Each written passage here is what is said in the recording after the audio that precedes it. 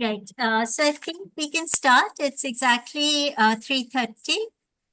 Right. Uh, a warm welcome and a very good afternoon to everybody present here today. At the very outset, I would like to thank ISID for collaborating with the Department of Finance and Business Economics, University of Delhi South Campus, to organize this special lecture. Professor Shomin Shekdar, our speaker this afternoon, needs little introduction to this gathering. One of the leading macroeconomists of our times, Professor Shekdar, an alumnus of Presidency College Calcutta and a PhD from the University of Minnesota, USA, has an illustrious teaching career spanning several decades. He has taught economics at several reputed institutions, including the University of Calcutta and IIM Calcutta. And he continues to serve as visiting faculty in institutions across India. Professor Shekdar is a scholar of repute and has several edited volumes as well as single authored books to his credit, including very successful volumes on globalization, exchange rates, and macroeconomics. We are looking forward to his forthcoming monograph on fiscal policy to be published by Routledge very soon. I will now invite Professor Shekdar to deliver the lecture.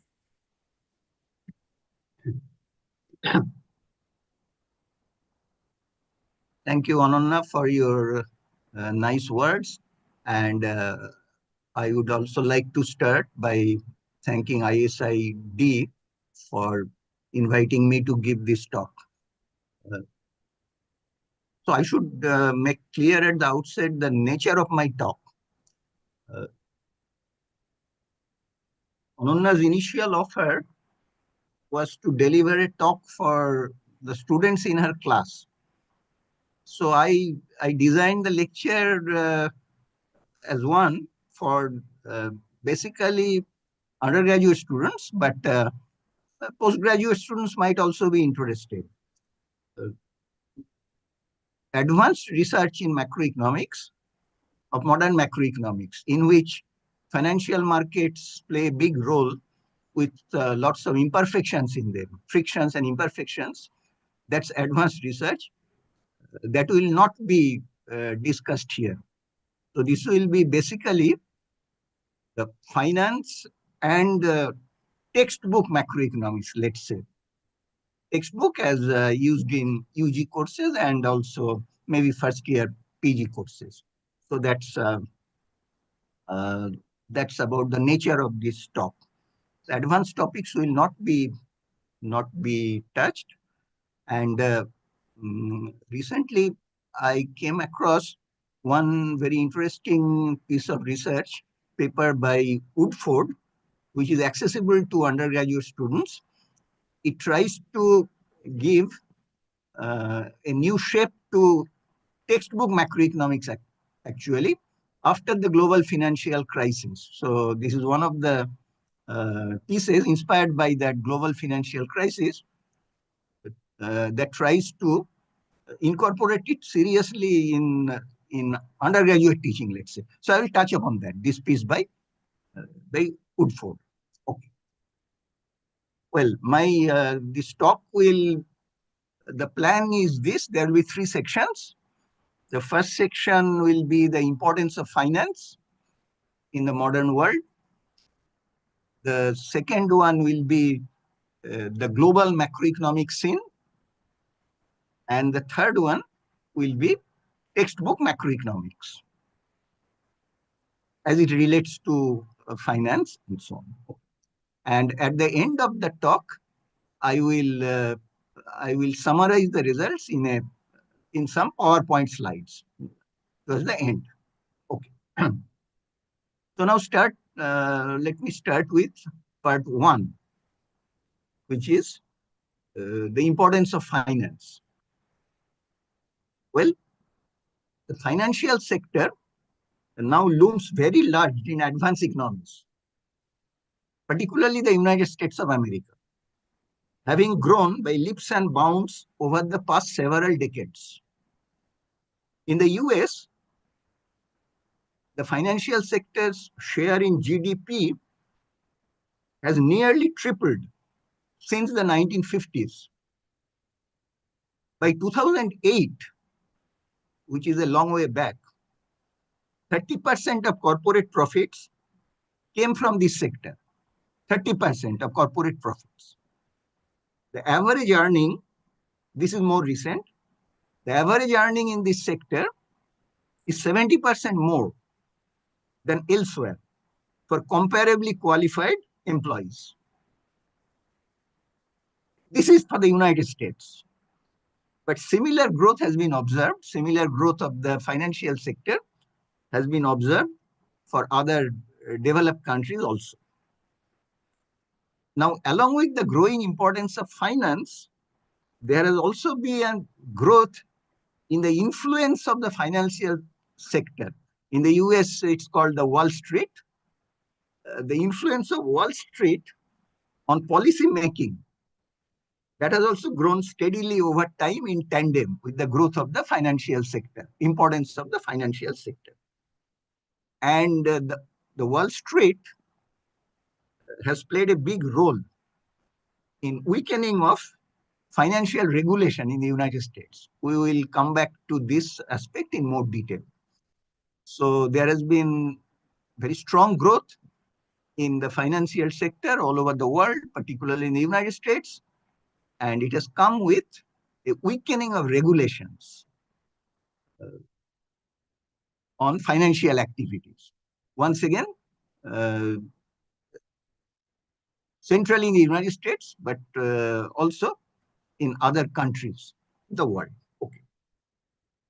Now, it's very important to note that since the 1980s, or in the 1980s, let's say, very complex financial engineering began to appear in the United States financial market. Lots and lots of new products, very innovative products, derivatives and so on, based on the fundamental principle of securitization, which was the major innovation of this decade of the 1980s.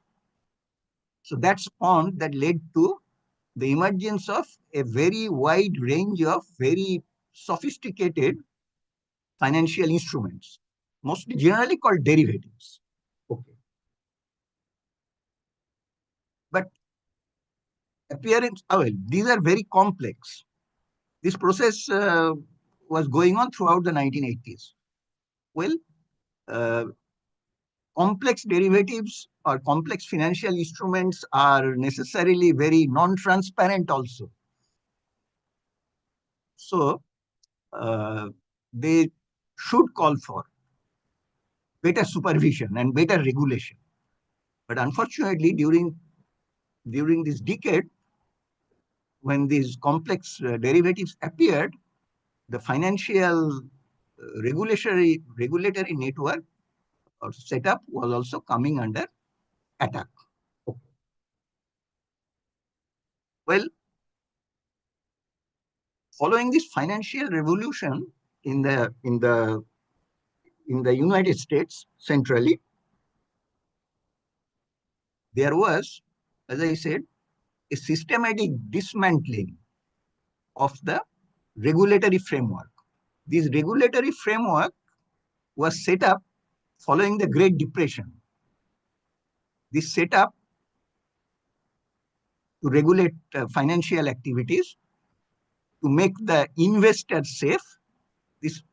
This setup was mainly the work of President Roosevelt and his team under the New Deal, and it was a pretty elaborate setup. But this was systematically dismantled in the name of liberalization and to promote unfettered capitalism in every sphere of the economy, including, of course, the financial sector, which has become very important. The watershed moment came with the abolition of the Glass-Steagall Act of 1933, it was finally abolished in 1999. So that was a big watershed moment in the history of deregulation of the financial sector.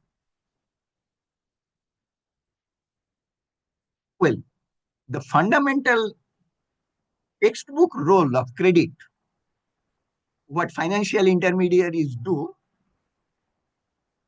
is to facilitate economic activity by allocating savings to socially useful purposes like new business, factories, infrastructure, and houses, and so on. So their task is to canalize savings from the households to these productive sectors of the real economy. However, this is one major feature of recent developments in the financial sector over the past couple of decades, that most of these financial transactions,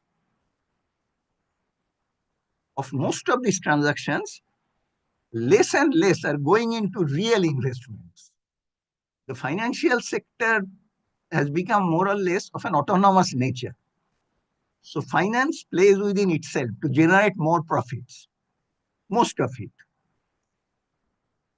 So what's happening is that big profits are being generated in the sector. As we have seen, back in 2008, it was already 30% of total corporate profits. So big profits are being generated, but productivity in the real sector is not being boosted. The link has become pretty tenuous. It has become more or less autonomous. Actually, the real economy may have been harmed, according to Tobin. And Tobin wrote this in 1984. I will show in a slide what Tobin actually said. Keynes was also apprehensive that the financial sector may take on, over time, may take on this sort of nature, that it will be gradually detached from real productive activities. Keynes called it casino capitalism.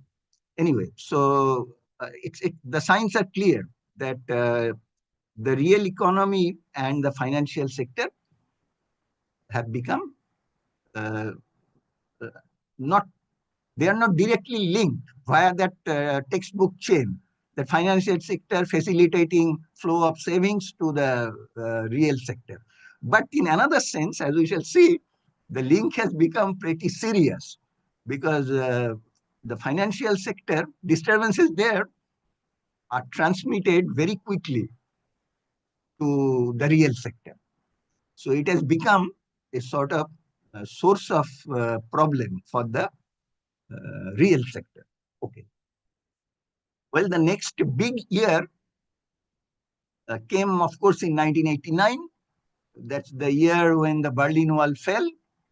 And it was the year when free market capitalism emerged as the only viable economic system in the world. Well, financial liberalization and globalization became the new, well, almost every country embraced it, because evidently the alternative has failed. So capitalism is, or unfettered markets is the only solution.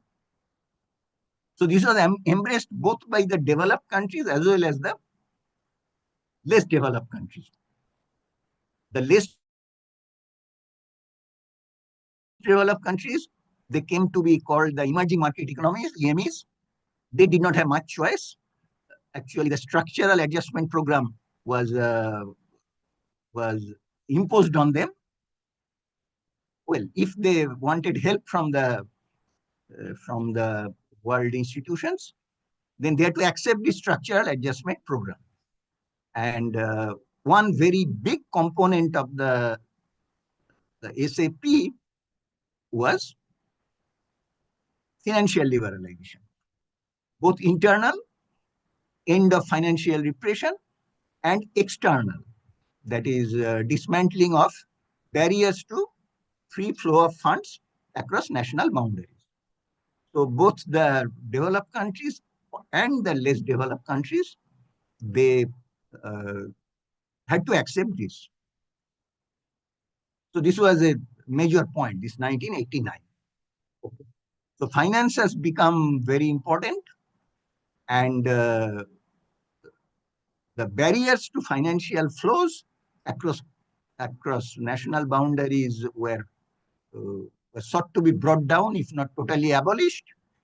And inside the United States, at least, financial regulation was being systematically uh, dismantled. So this is the scenario, and finance is a big part. And as I have mentioned, the link between finance and the real sector via that saving uh, flow channel has come to play a secondary role at best. Well, now I come to the second part, the current macro scene. Well, current means after this 1989 Washington Consensus, or this liberalize and globalize, this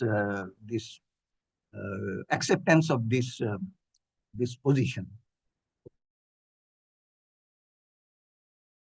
What is the current macro scene globally? Well, it's clear from many studies that since the 1980s, growth was stimulated in many parts of the world, including India. India went for big reforms in 1991, we all know. So growth was indeed stimulated in India, China, in other parts of the world. But growth has definitely become more volatile. And the hardy perennials, the bubbles and crashes, they have returned with a vengeance. So the business cycles are assumed, it was assumed that the business cycles have been tamed, but now they turned up with a vengeance, with ever increasing frequency across the world. And this is important. Most of the time, they originated in the financial sector, primarily of the financial sector of the United States of America, but also in other countries. So the bubbles and crashes have returned, and most of the time, they originate in the financial sector. Examples galore, just to mention the few prominent ones. Scandinavia in the late 1980s, particularly Sweden, Norway. Japan's bubble economy following deregulation in the 1980s, followed by the bursting of the bubble and prolonged stagnation of the Japanese economy, the lost decade of Japan. Then savings and loan crisis in the United States, the dot-com bubble in the United States, which happened in the 1990s, Iceland's banking crisis, and then, of course, finally, the catastrophic global financial crisis of 2008-9, the GFC. So there is a very strong, let's say, correlation. Deregulation and liberalization both of current account activities, that is goods and services, trade in goods and services, plus liberalization of the capital account, that is removal of the capital controls, free flow of funds, financial funds across national boundaries. The, the crashes and bubbles have become much more common. So clearly, uh, well, what explains the special role of the financial market or the asset market in promoting this instability? Or what is it? Is there something in their nature, these asset market transactions, which leads to this sort of instability? Is there any mechanism? as a generator of instability. Okay. Here we can identify actually four factors why these asset markets are special. Number one, financial transactions are very easily reversible, particularly with the help of modern technology, electronic technology. You can't become, in the commodities market, you can't become an exporter, from an exporter of shirts in the morning to an importer of shirts in the afternoon. It's not easy. However, in the financial market, you can change your position very quickly from being a buyer to a seller. So this is called the easy reversibility of decisions. Actually, virtually at the click of a mouse, you can transfer funds across national boundaries and change your position from buyer to seller, from seller to buyer, and so on. So this is very easy reversibility is number one. Number two is much more than in the commodities market. Here, the financial market, the degree of uncertainty is much higher. And it has been established that people behave, even otherwise rational people behave much more irrationally in situations of uncertainty. Psychologists have demonstrated it.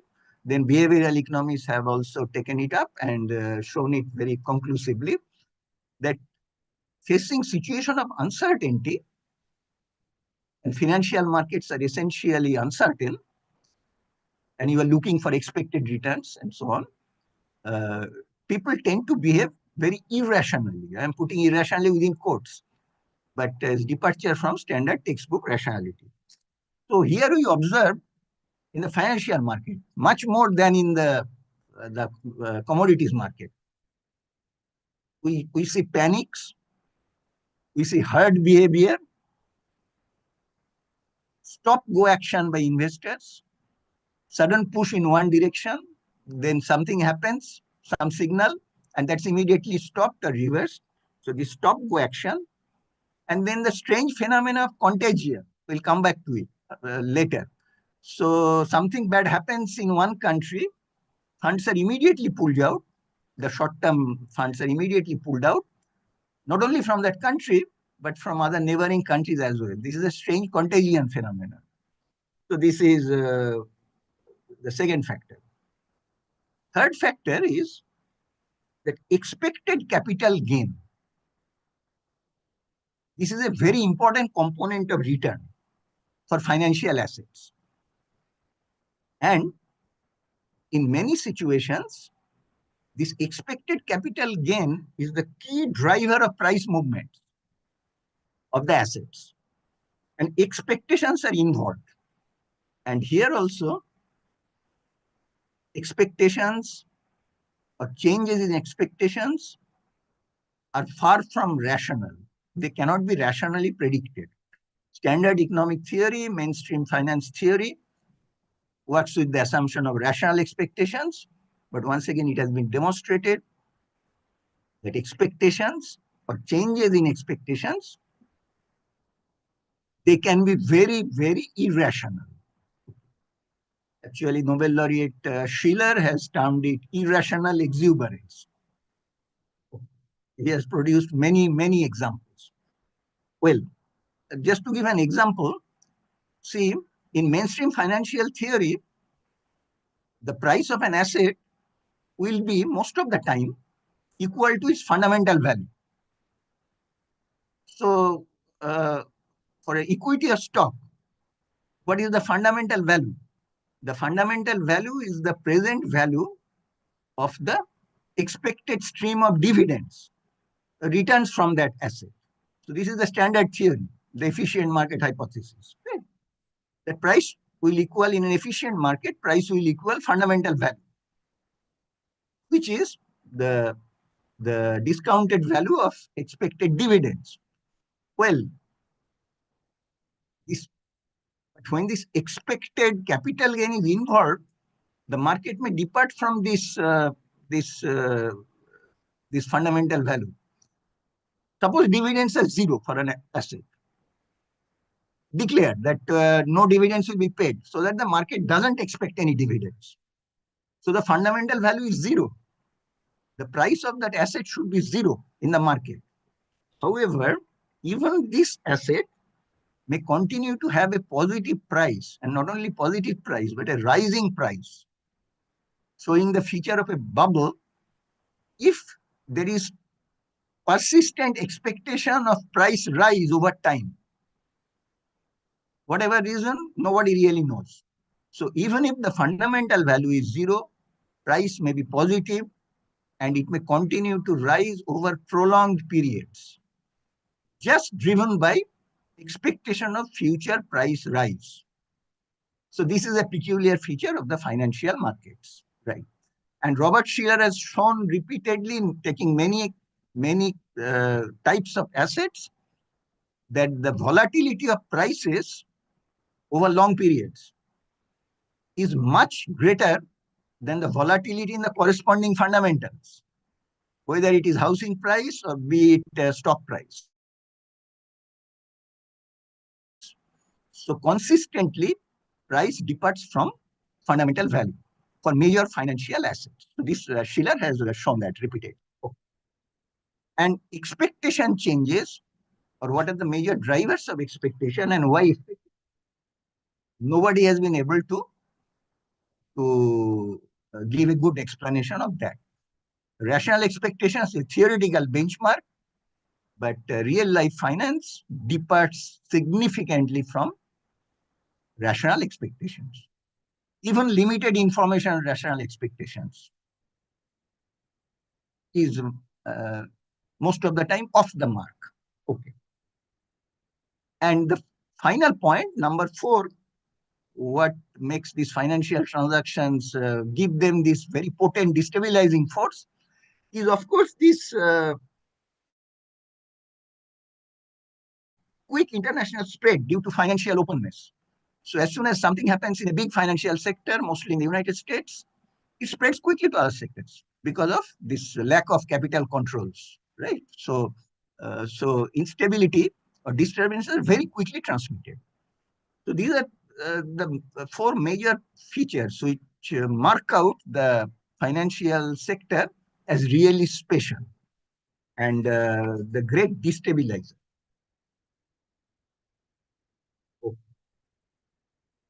Uh, right. And I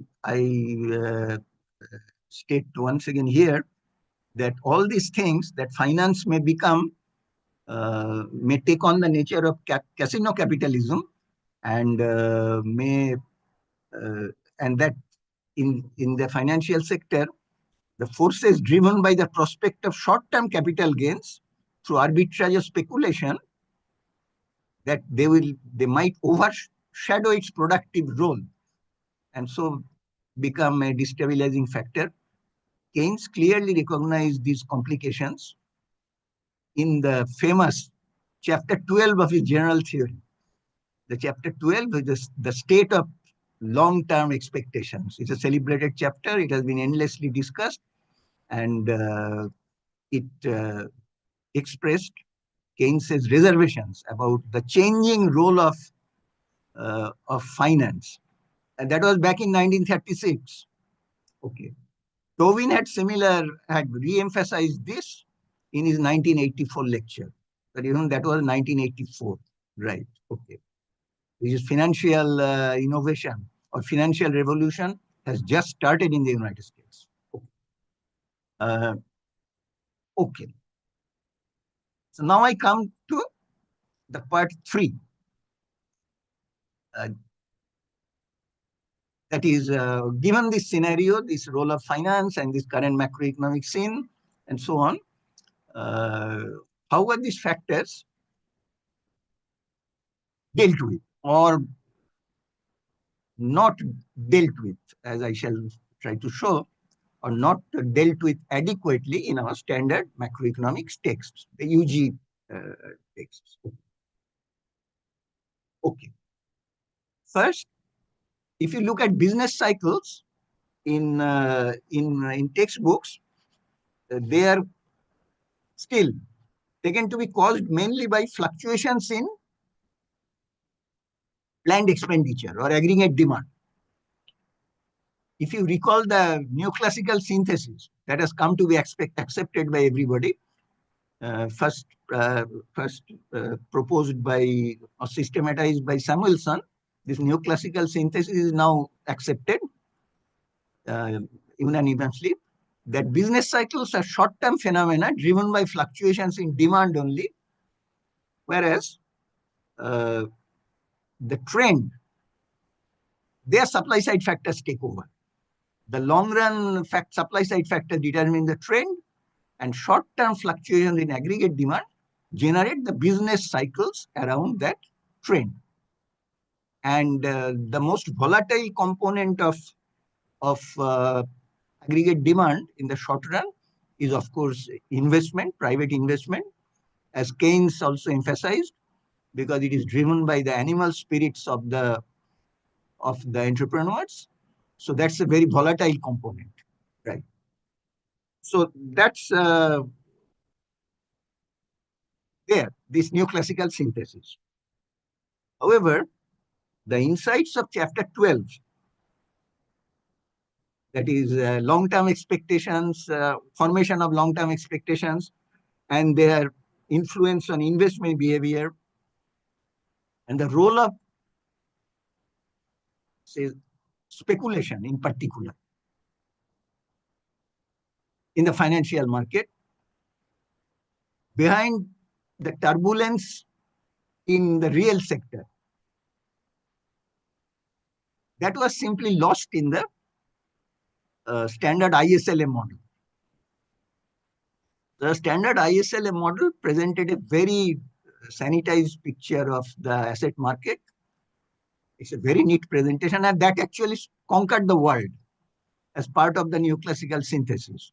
So in the short run, it's ISLM, but all the complications, the financial market, and their implications for private investment, on which Keynes spent a great deal of time in chapter 12, but he could not formulate it in terms of his model also. His liquidity preference was also a very well, it had some expectations hypothesis, but if you compare even Keynes's treatment of liquidity preference with his discussion in chapter 12, you will see he could not incorporate all his insights into the financial market into his analysis. So, and Hicks's ISLM, the LM was uh, more rigorous liquidity preference of Keynes. But once again, the financial sector was nowhere there. Actually, financial intermediation itself has dropped out of the picture. Well, some post-Keynesian economists tried to revive the original Keynesian insights, but they had hardly had any success. No trace in the textbooks, in the neoclassical synthesis. So ISLM still rules the textbook. And well, recently LM has been replaced by MP, the monetary policy curve, but the basic picture is the same. Second, I think this is a major deficiency. The complexities of the modern banking system or financial intermediaries in general, they have become immensely complex, but they are completely absent in ISLM. Okay, so let me be specific. Let me take some specific examples. Take a look at the money multiplier process, or credit creation, the money multiplier.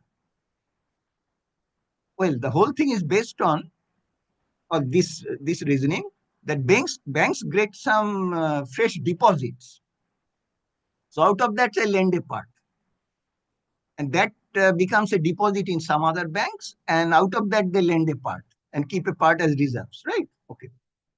So the entire process, well, it operates subject to the cash reserve requirement of central banks, but in the entire process, deposits are the only source of funds for the banks, right? This has become completely unrealistic today. In reality, most assets are purchased by banks with borrowed funds. This is called wholesale funding. This is extremely important. This wholesale funding is short-term debt from other banks and investors. And the entities set up by commercial banks to evade regulation, those entities are called, go by the name of special purpose vehicles, SPVs, or structured investment vehicles, SIVs. They are specifically designed to evade regulation so that transactions are routed through these special instruments or entities so that they are not regulated. They are not made by the banks. Well, these SIVs and SPVs are almost entirely funded through wholesale funding. Let me give you a figure. At the beginning of the global financial crisis, almost 30% of asset purchased by all US banks was with this wholesale funding. So deposits are not a source of funds for the banks anymore. Well, then what happened?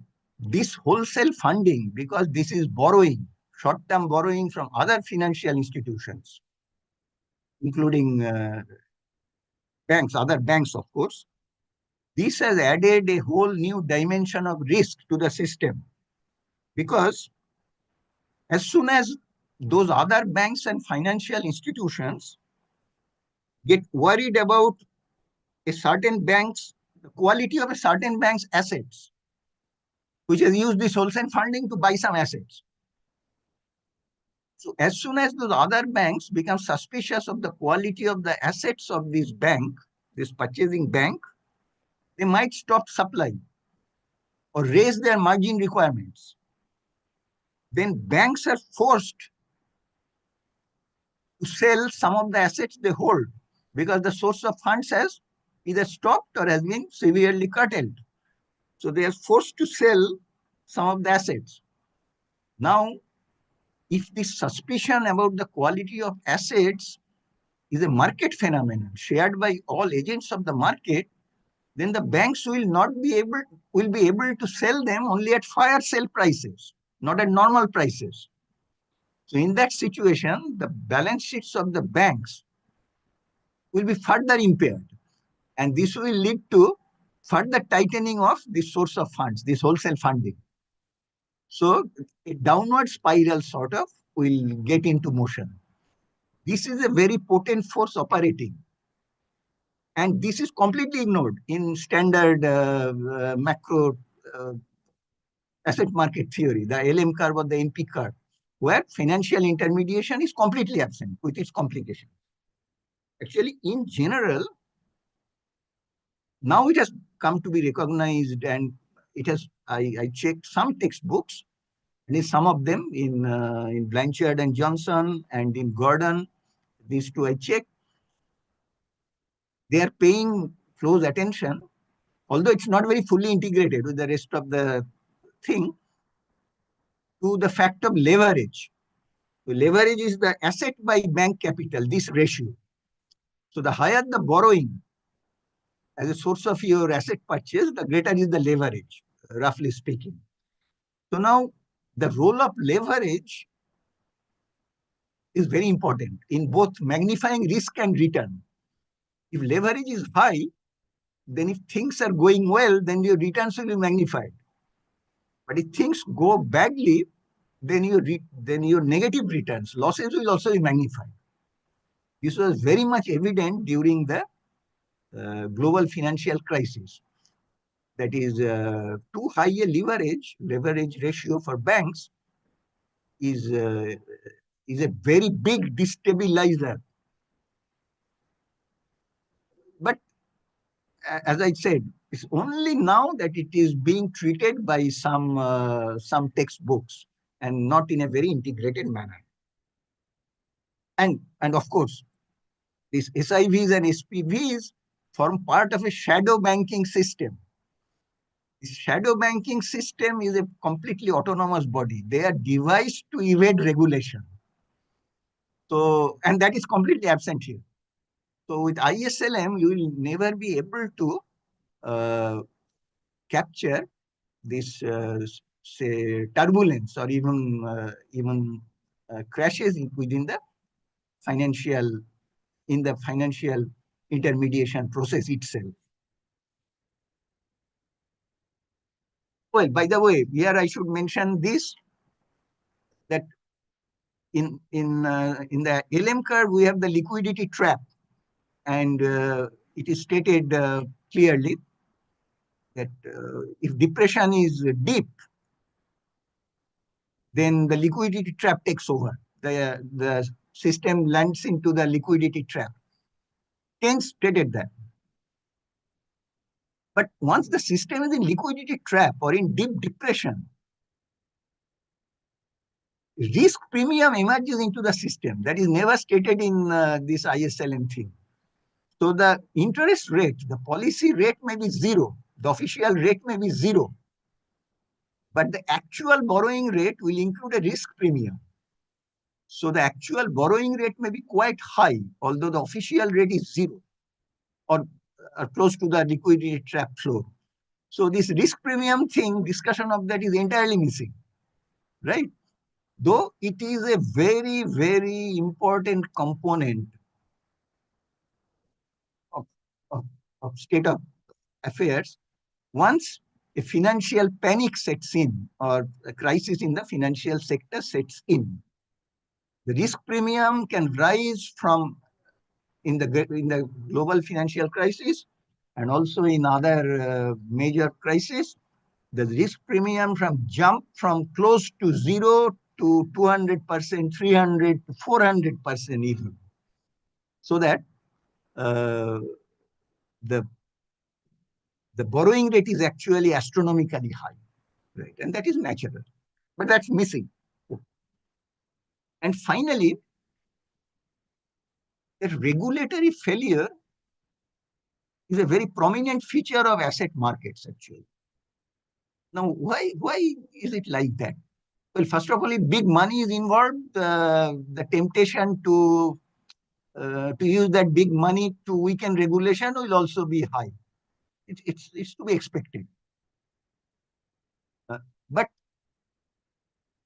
uh, there are two other forces operating here, as became very clear during the global financial crisis in the United States, particularly.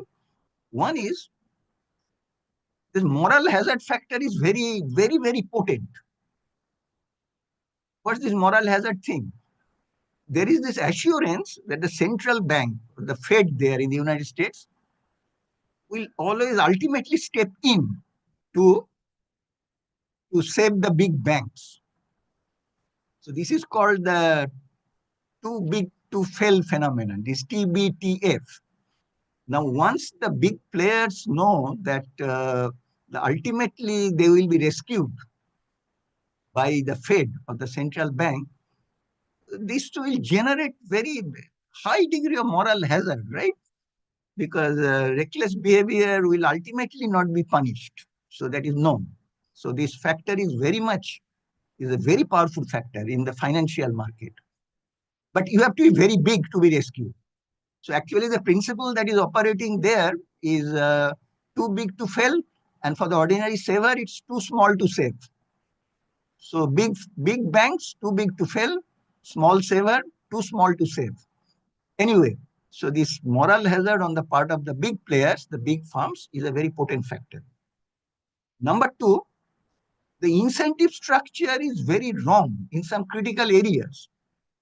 In particular, the credit rating agencies. See, the instruments have become extremely complex and non-transparent. Who rates those for the investors? The credit rating agencies, the specialized credit rating agencies like Standard and Poor and so on and so forth, right? Moody's and so on. But look at their incentive structure. They are paid by the issuers of the securities, right? The issuers of the securities pays the rating agencies to rate their products. So the incentive structure is completely wrong. So because of these two factors, regulatory failure is to be expected. That will be the natural outcome actually in the financial market. And that's what is happening time and again. Now, these incentive structures and moral hazard and adverse selection and asymmetric information, these are discussed, they are given due importance in our microeconomic theory, in the theory of insurance and so on. So they get a great deal of attention in microeconomics, the incentives and asymmetric information and problems and so on. But this in macro, at least in textbook macro, in advanced research level macro, these are taken into account. There are works by Stiglitz and his associates with imperfect credit markets and his applications and so on, but they have not percolated down to the textbook level, right? So, see, these factors make regulatory failure very, very probable, almost certain in the financial sector, particularly because big players are involved and big money is involved, right? Okay.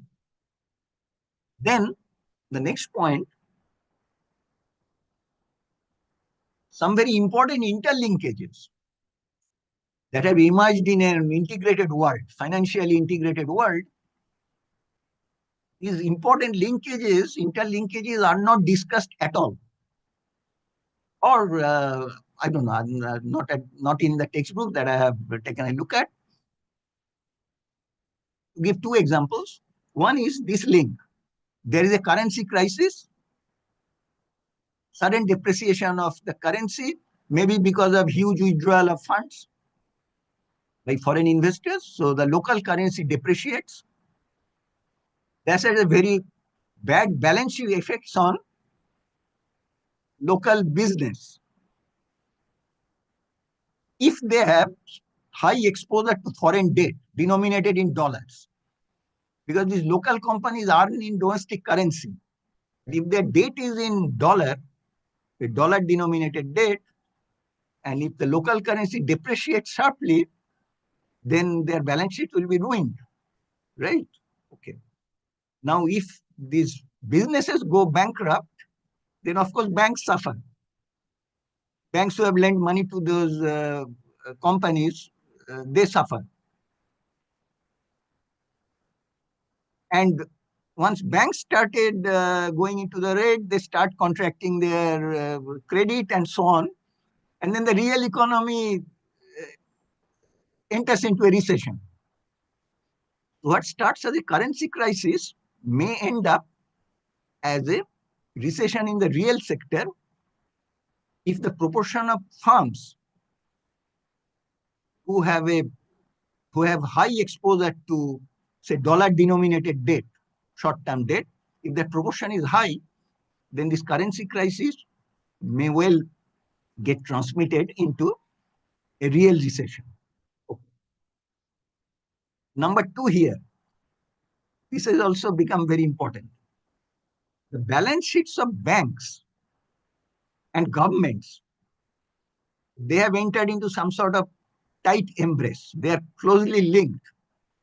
Some authors have called it a diabolical loop, the balance sheets of banks and governments.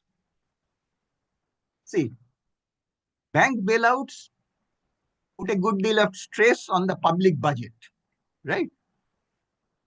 And on the other hand, banks hold a very sizable portfolio of government securities because government securities are very safe. So banks hold a sizable proportion of their portfolio in the form of government securities, and the the value of these government securities in the market, as evaluated by internal or external rating agencies, let's say, they depend very much on the state of the government's budget. If the government's debt is high or is rising because of rising budget deficit, the reason may be a bailout of banks. So if the budget deficit is high and is about to go up, then the market will mark down the value of these government securities. That will weaken the asset positions of banks because they hold these government securities in substantial amounts, particularly in the developing countries. These government securities they hold in substantial amounts. So the banks' balance sheet worsens, and they may be forced to once again cut down on lending to the real sector. And a recession might occur or show signs that a recession is imminent. Well, of course, at that point, the government will have to step in to raise its spending to avert that recession. So you see, there is a very tight linkage between these two. It's a very tight embrace, a diabolical loop. So banks' balance sheets and government's balance sheet are very tightly linked. And government's financial position is given a lot of weight in current macro policy making. International creditors, they look first at the government's budget deficit and the state of the sovereign debt of the government, right? So, and the government has the responsibility of rescuing banks on the one hand and saving the system, the real economy from recessions by spending more. So this has become a very tight loop. It's a kind of, and it's very difficult to get out of this. Right. And I think this is a very important interlinkage, but I have not found this discussion in any macro textbook. Right. Okay. It should be there. Okay. Okay. And I have already mentioned this easy reversibility thing, and uh, and therefore and of and the additional irrational thing that of contagion. Just to give uh, two examples of this contagion, Russia partially defaulted on its debt in 1998. Partially. Argentina was directly affected because they had invested a lot in Russian assets, Argentinian businesses. So Russia announces partial default in 1998. Funds are pulled out of Argentina. Something will happen there seriously soon because of exposure to Russian assets. Okay. Well, that's fine. But Chile was doing fine, actually religiously following all the SAP conditionalities. And its growth rate was satisfactory and everything. But because of the contagion, funds were pulled out not only from Argentina, but from Chile also, right? So Chile also suffered very badly, though it was doing fairly well. So this is pure irrationality. This is panic or herd behavior. Well, this is sheer panic, and then of course others follow. The second case was during the East Asian currency crisis. See, once again, the center of the problem was Thailand. But when Thailand got into trouble, then of course there was a lot of mismanagement of foreign financial funds by Thai banks. They made bad loans and deliberately made bad loans and so on. Anyway, so eventually, when Thailand got into trouble, funds were pulled out of not only of Thailand but neighboring countries as well. And here Malaysia was doing not badly, but Malaysia also suffered because of this contagion thing.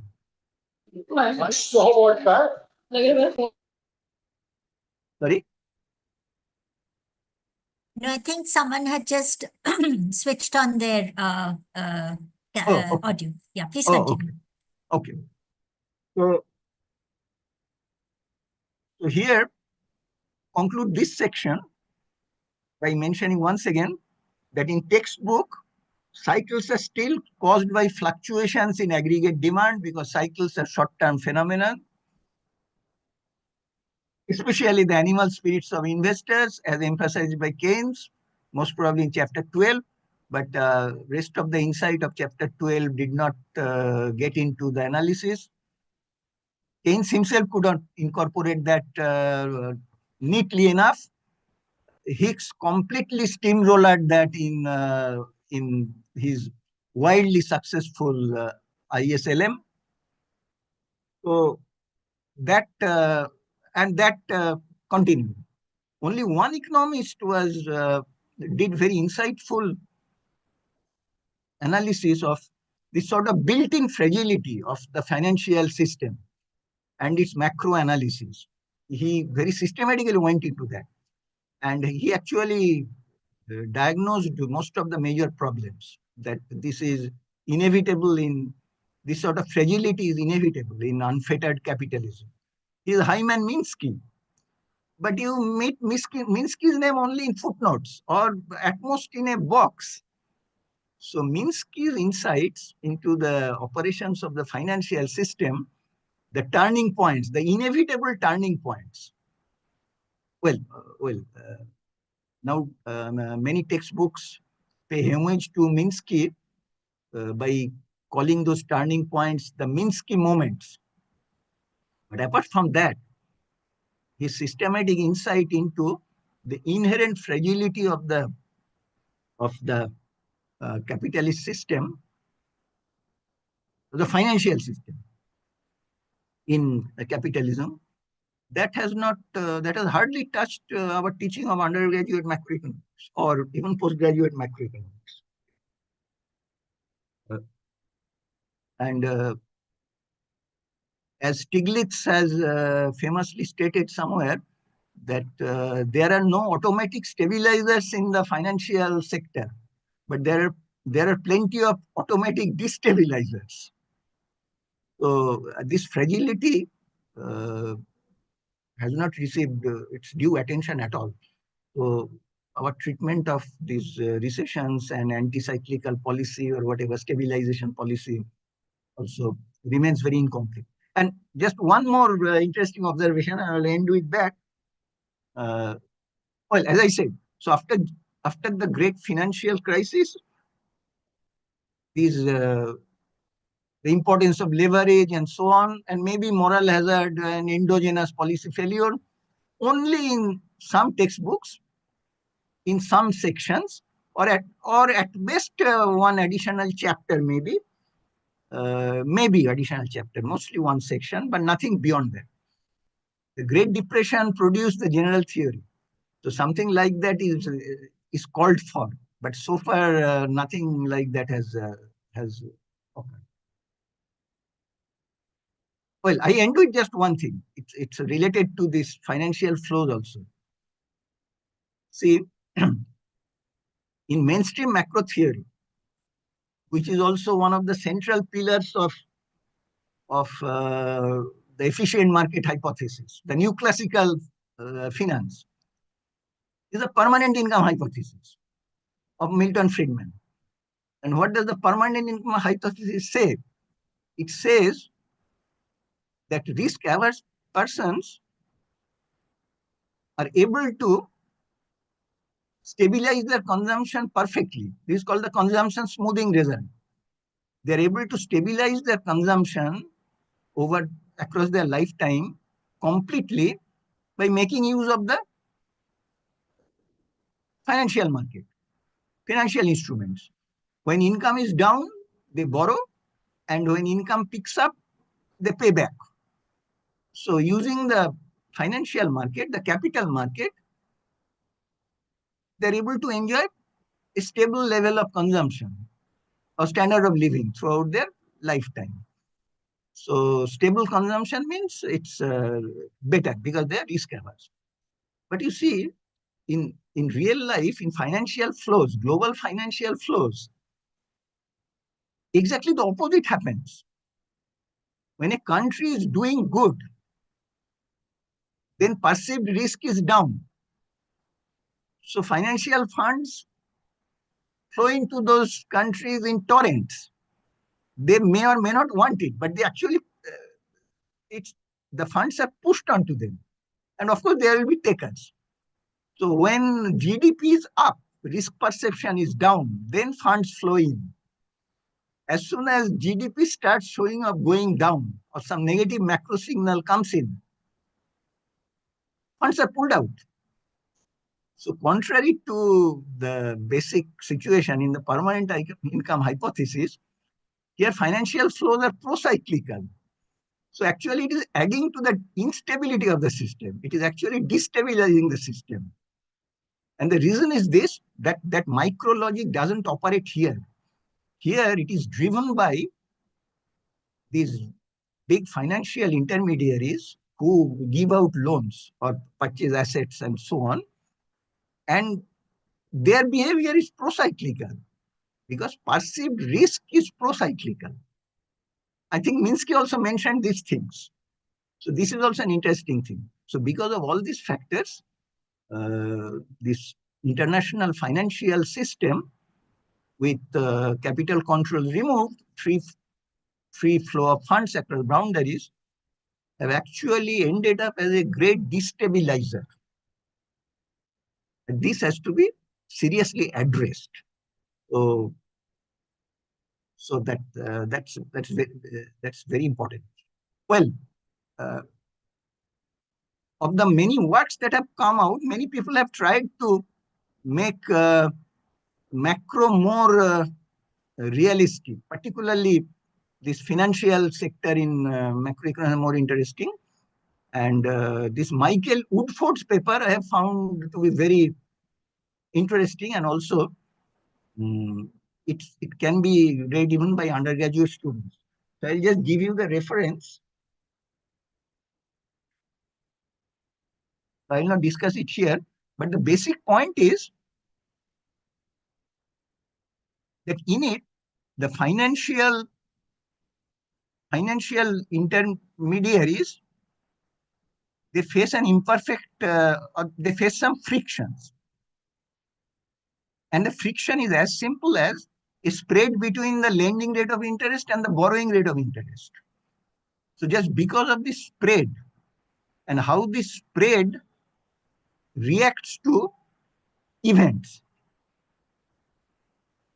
like say house price collapse and so on, using just that imperfection in the financial sector, Woodford is able to come out many interesting results, which I think is a big step in the right direction.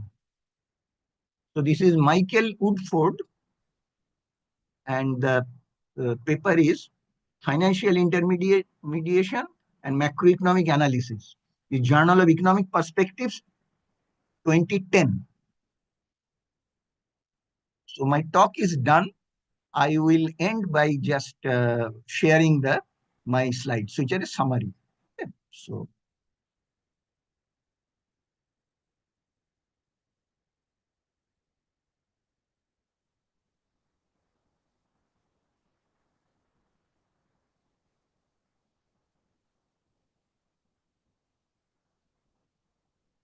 is it visible?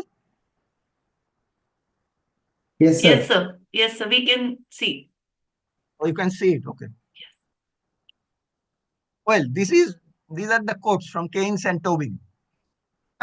Well, maybe I can make it the screen bigger so that will be better possible.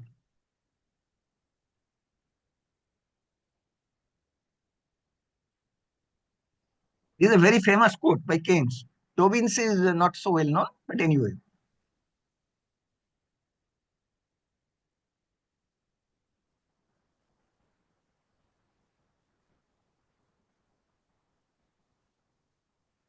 But you see, Tobin is talking about diversion of talented individuals from production of goods and services into uh, the financial services, which may be a source of loss to the productive economy actually. The talented people going into finance, which does not have real connection with the productive economy. Okay.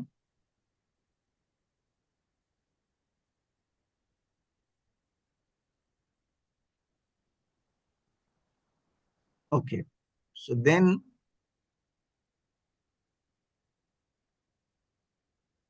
next I talked about this, the financial revolution, need for closer regulation, but actually the regulatory framework was gradually removed. Okay. Shadow banking is today back to almost the pre-GFC level.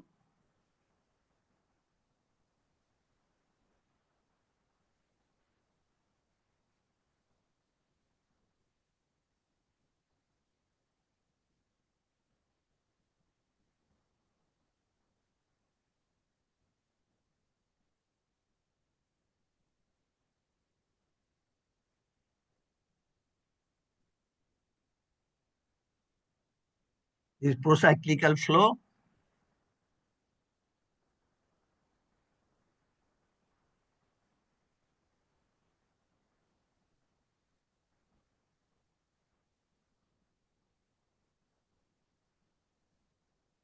Well, I have discussed all these.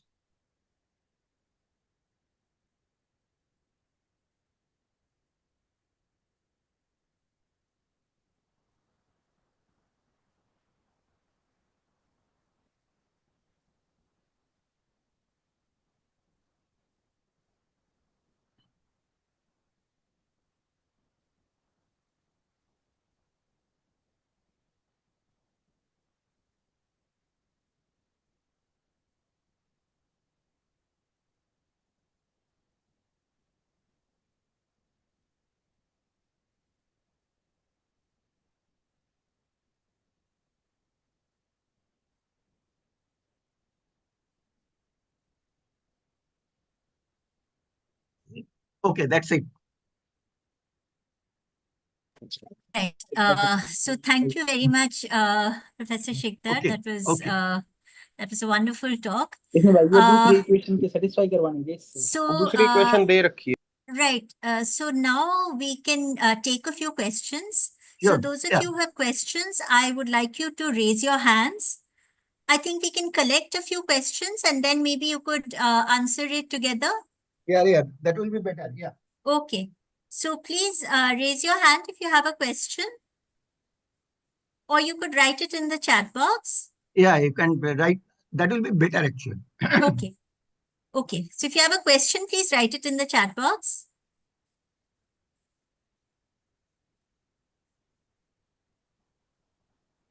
Uh,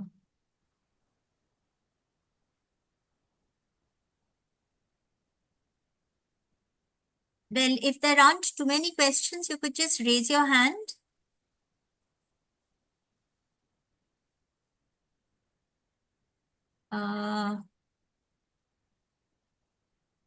Okay, I can see some hands raised. Okay. Two, right? Okay. Yeah. All right. So maybe Aryan Garg is one of our students, and there's Rajiv Bhattacharya. He's one of your students. That's right. Yes. So maybe we let Aryan go first. He's younger. Yes, Okay, yeah. Aryan, please go ahead. Good afternoon, sir. Thank you for your valuable insight. Sir, in your lecture, two things caught my attention. First was the fact that in global financial crisis, there were many companies that were considered to be too big to fail. And the US government give big bailout packages to companies like GM and etc. So doesn't that goes against the spirit of capitalism of creative destruction? And my second question was that you said that many financial companies, the credit rating agencies, they pay credit rating agencies for their own products. So doesn't that create a agency problem? And how can we create a mechanism where we don't have this agency problem in credit rating, sorry. Okay. Okay, then Rajiv. Yes, Rajiv, please ask your question. Sir, good afternoon. Thank you for this beautiful session. Every session is of yours is very good, and it's also a repetition of the same. So I have a very fundamental question regarding the problems which textbooks do not take into account, that part. So can we say that in your book also, in other books also, in standard macroeconomics text, one from the, if we move from the ISLM towards the Mundell-Fleming one, where we have the ISLM and also the BP curve. So which takes some part of capital mobility, that means under perfect and under imperfect mobility, and also fixed exchange rate and flexible exchange rate. Can we say that it's at least some attempt, no, not all, but a partial attempt to incorporate some part of this? This is the only thing, because I teach this part from your books and others, those things, for this PG level also. So that is a question. Okay. Anybody else or no? Okay. Okay, then coming to Aryan, right? Yes. Yes, sir. Aryan Garg. Okay. Aryan, well, good questions, both points. First, no, you see this moral hazard thing. I really don't know that central bank. See, the central bank, the dilemma is it cannot really say that we will not do anything if when you are in trouble. That may not be credible, because if really some serious problem occurs, then it will have to go back on that promise and do something to rescue the system, right? Because it's a central agency. So it will have to do something if the crisis is big enough. And if the market knows that it will ultimately rescue the big banks, because really too big, because one big bank destroyed means it's big destruction all around, right? So, so then this moral hazard problem will always be there. It will encourage risk taking. So whatever we do, ultimately we will be rescued. Uh, one, I don't know, one way out may be, and this has been tried post the global financial crisis. Don't let any bank become too big, something like that. Try to reduce the sizes of the participating banks. Put some limit on the size. Don't make them, allow them to be very big. Or if some banks are very big, you cannot scale them down right now, right? It can't do that. But if some banks are really big, have become big historically, then mark them out in a separate category. But for the other, in the rest of the system, try to increase the number of banks or reduce the number of really big banks. Difficult to do, but I think this only this way can this moral hazard be addressed to some extent. About the credit rating agencies, it's very difficult to find out an alternative payment system for them. They rate these complex instruments, right? So who will pay them? The ordinary investors? How do you organize that payment from the ordinary investor, the potential buyers, right? So how do you organize payments from all those potential buyers spread all over the world and so on, right? So I think that's also, it's very difficult. So that payment is by the sellers.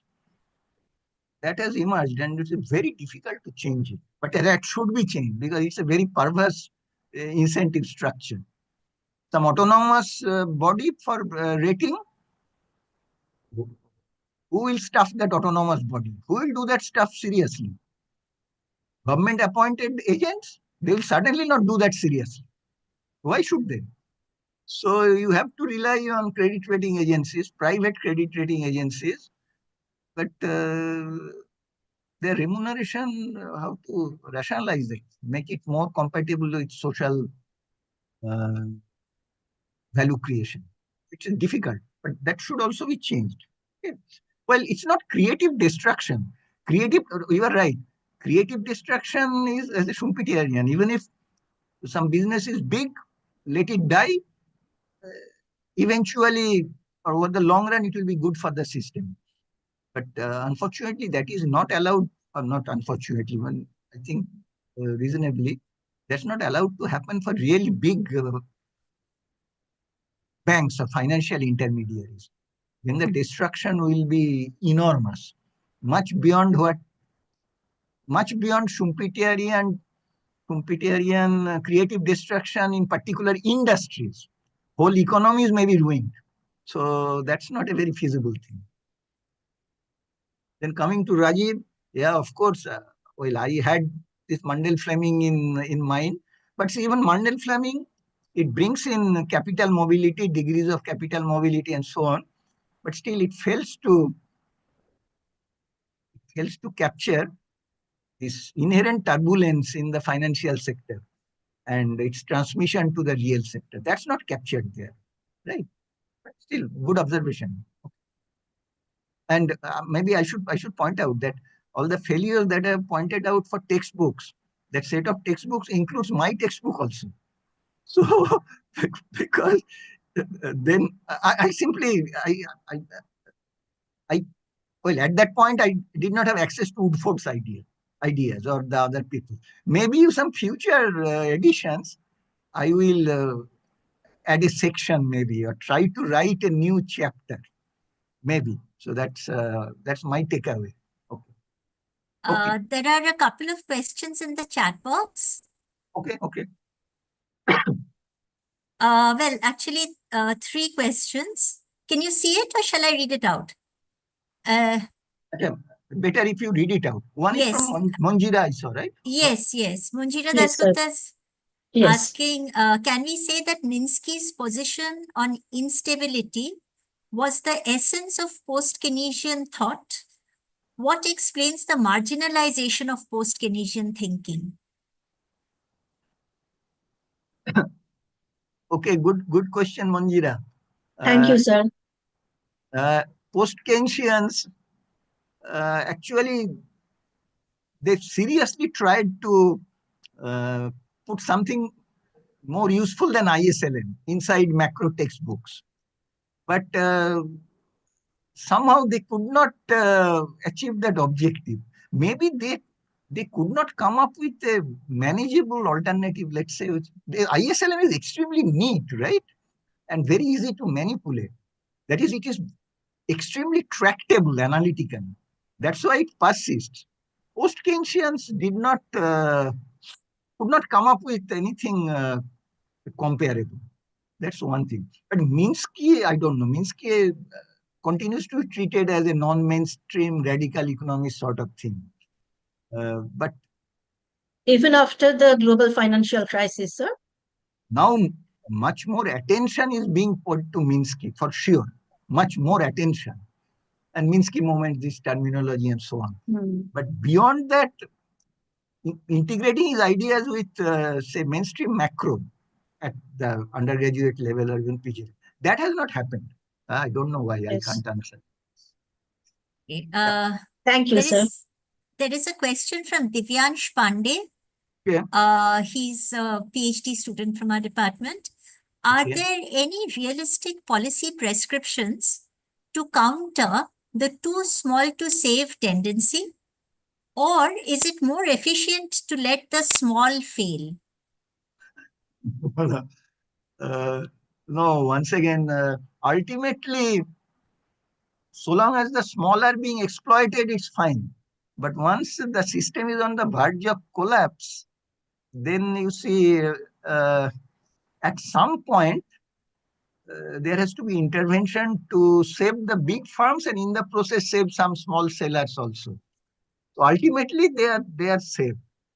If you say that, well, actually, one line is this. It's the old caveat emptor thing that the entire responsibility is on the buyer, right? So it may be buyer of a product or buyer of a financial asset. But the problem is the financial assets are very, very non-transparent. And the buyer has no idea about the riskiness of that asset. So, but saying that it's ultimately his or her responsibility. So if she is ruined, let it be like that. That's not acceptable actually. Yeah. So ultimately, small savers are saved, or a large part of them. Anyway, good observation. Yeah. So, one final question from A. Vijay Kumar. Can you please comment on the state of the Indian economy's financial system? Oh, okay. Okay. This is a very good observation. See, India, we have opened up our current account considerably, but we have maintained capital controls in our capital account. India and China are the two major economies that have consistently maintained capital controls over international flow of funds. China is much more closed in the capital account than India, but even India has retained a lot of capital controls in the capital account, and that's one big reason why we have not suffered during the East Asian crisis.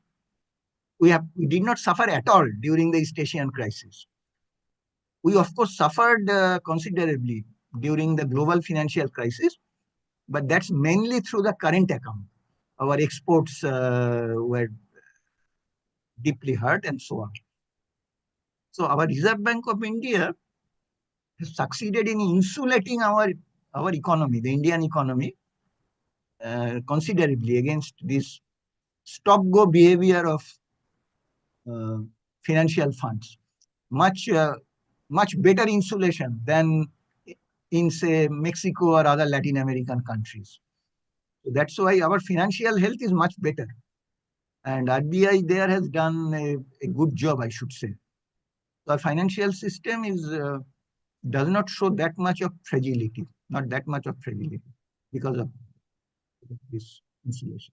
But it's a good observation.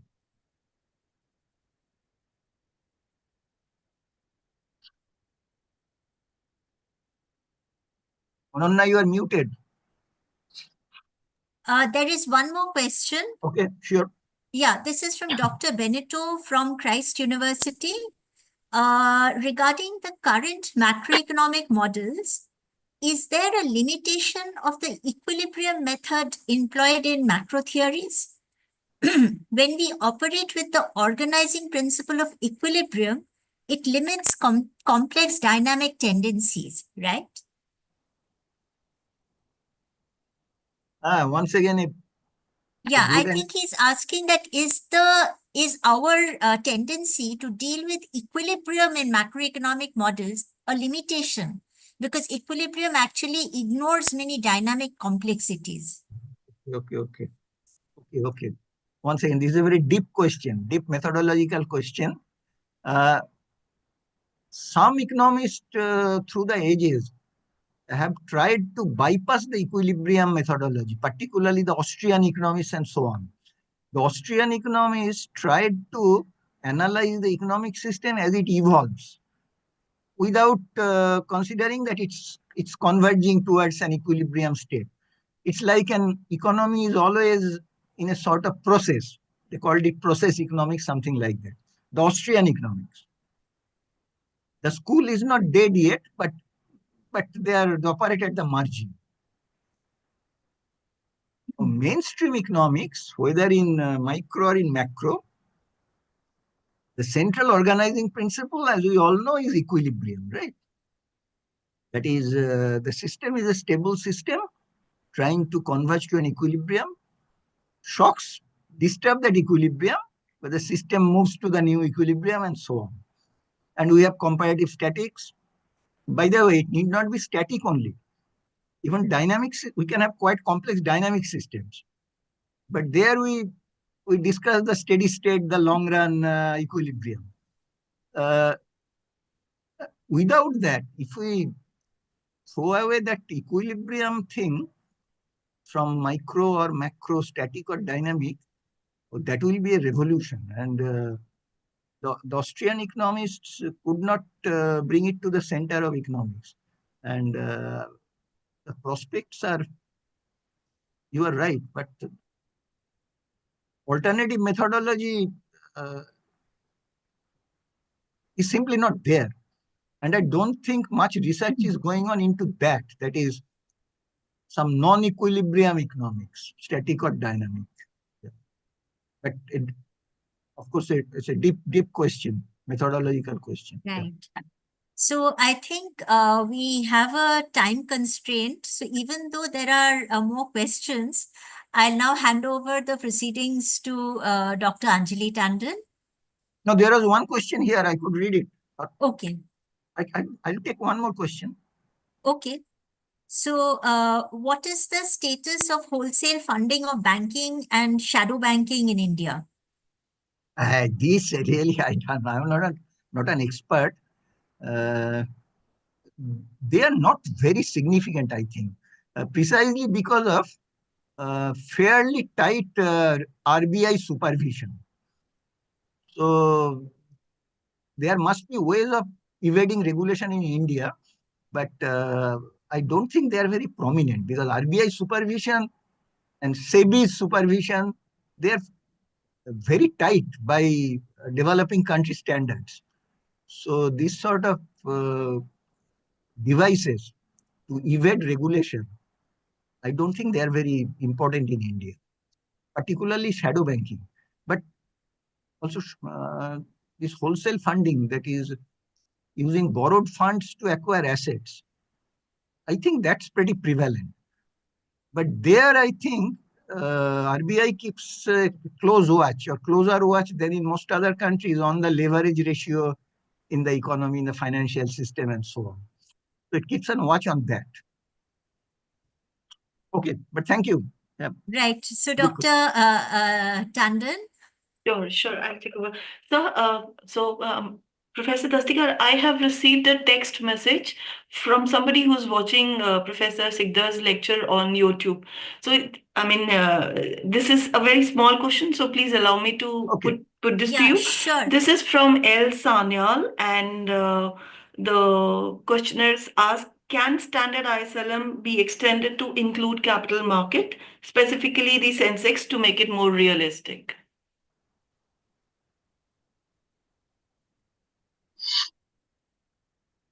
Yeah, actually, here I will strongly recommend Woodford's article because Woodford maintains the standard setup.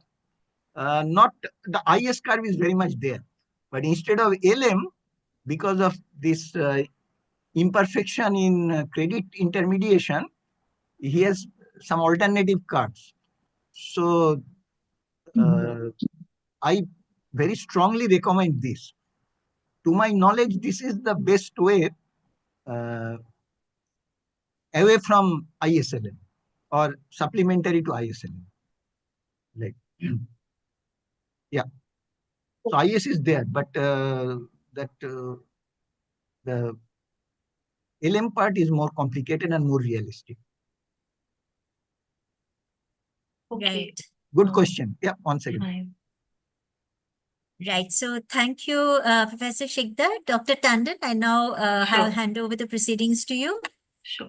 So as we come to the close of the special lecture, it is my duty to present a vote of thanks. Professor Sigdar, members of the faculty, students at the institute and in the department, participants here, and as well as who are watching the lecture live. It is an absolute privilege to extend my gratitude to our distinguished speaker for an insightful and engaging lecture. Your expertise, sir, has provided us with valuable perspectives and has certainly sparked curiosity amongst a lot of us. We truly appreciate the time and effort you have taken to enlighten us on the subject. A very special thanks to the organizing team, particularly Professor Nagesh Kumar, the director at the ISID, Professor Ananya Ghosh Dastikar at the Department of Finance and Business Economics, and the IT section at ISID for organizing the program, and particularly to Professor Nagesh and Dr. Ananya for bringing together ISID and DFBE to collaborate in organizing and coordinating this special lecture. I also express my thanks to all the attendees for making this section meaningful. We look forward to more such enriching interactions. Thank you very much. So thanks once Uh, again, Ananya and Dr. Tengan. Thank It you, was- sir. Thank you. Was a It was pleasure an for me. absolute pleasure. Okay. Yes, Thank and you we very much. must thank Professor Dr. Nagesh Kumar for really, agreeing to this whole proposal and helping us put this together. So he readily accepted our suggestion and our proposal for the collaboration. So thanks Please also due to him. Please convey my thanks to him also. Sure, sir. We will. Yeah, right. Thank you so much. Okay, Thank you, thank you very everybody. much. Yeah, thanks. Bye. Thanks to everyone.